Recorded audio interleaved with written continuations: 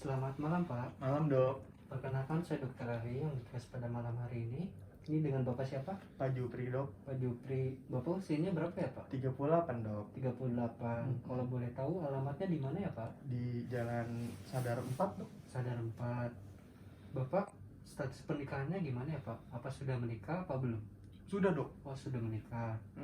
Baik, Pak. Di sini saya akan melakukan beberapa langkah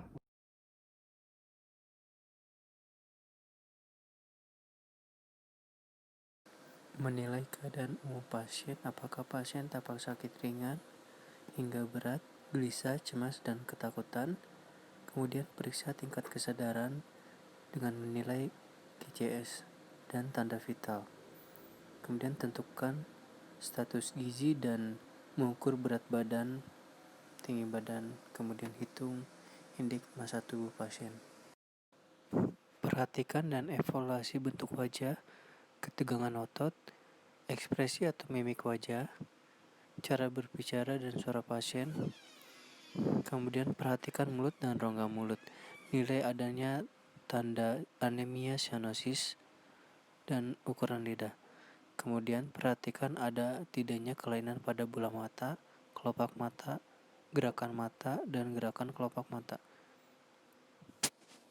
Kemudian nilai distribusi alis mata. Meminta pasien mengikuti gerakan jari tangan pemeriksa untuk melihat tanda khusus seperti lidah, jaw sign, von sign. Kemudian selanjutnya melakukan pemeriksaan toraks dan abdomen, melakukan inspeksi, palpasi, perkusi, dan auskultasi untuk menilai ada tidaknya kelainan. Kemudian perhatikan gerak atau gestur pasien dan periksa muskuloskeletal untuk menilai kekuatan otot, refleks ekstremitas superior dan inferior. Minta pasien merentangkan kedua tangannya dan letakkan kertas di atasnya. Kemudian periksa status neurologi dan psikiatri, gelisah dan gangguan memori, serta konsentrasi dengan tes daya ingat sederhana.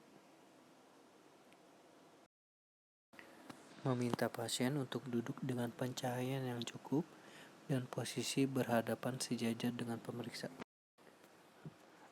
Inspeksi kelenjar tiroid. Amati leher dari anterior, otot cervicalis relaksasi, ekstensi kepala 10 derajat hingga maksimal ke posterior dan dari arah lateral dengan ekstensi. Kemudian inspeksi dari anterior dilakukan dengan melihat isthmus tiroid di midline 2-3 cm di atas klavikula dan minta pasien untuk menelan atau minum air agar dapat melihat pemeriksaan kelenjar tiroid yang ikut bergerak dari atas ke bawah.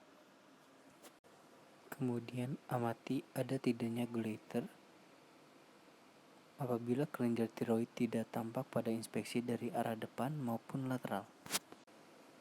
Kemudian perhatikan adanya tanda-tanda jaringan parut, deviasi trakea, dengan meminta pasien untuk mengangkat kedua tangan lurus ke atas kepala.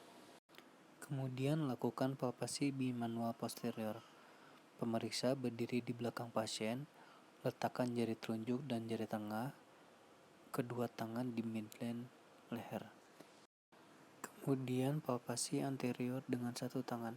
Pemeriksa duduk di depan pasien, gunakan ibu jari dan jari telunjuk tangan kanan untuk palpasi lobus. Kemudian perhatikan trakea secara normal, ada di tengah leher. Posisikan jari telunjuk di sisi trakea dan perhatikan ruangan di antaranya. Kemudian bandingkan dengan sisi sebelahnya. Jika terdapat goiter, ukur massa yang teraba dan juga ukur lingkar leher yang terbesar. Kemudian identifikasi ada tidaknya limfadenopati atau massa atau jaringan parut. Kemudian lakukan perkusi kelenjar tiroid di atas sternum. Bila redup dapat diidentifikasi adanya goiter retrosternal dan lakukan auskultasi kelenjar tiroid yang membesar untuk mengetahui adanya lymphus. Iya baik Pak, dari pemeriksaan tadi sudah selesai ya Pak. Hasil pemeriksaannya, Bapak tidak terdapat kelainan pada tiroidnya ya Pak. Ada yang ingin ditanyakan lagi Pak?